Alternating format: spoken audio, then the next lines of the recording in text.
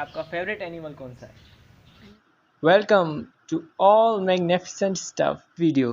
आखिर तक देखिए और मेरा चैनल सब्सक्राइब करें और बेल आइकन को प्रेस करें। चले एहसन भाई, आपका फेवरेट एनिमल कौन सा है?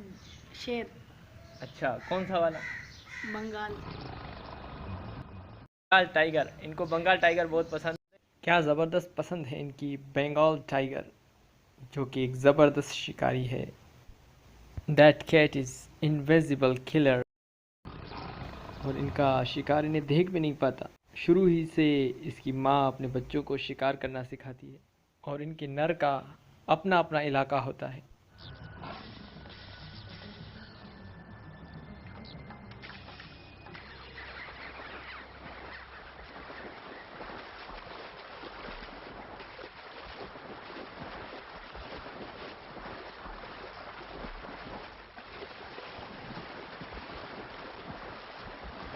ये है हमारे ज़मीन की खूबसूरती और ये सारे वाइल्ड लाइफ हम सब पर इनका इन्हिसार है कि हम इनको और मज़ीद बढ़ाएं। Thanks for watching. For more please subscribe our channel.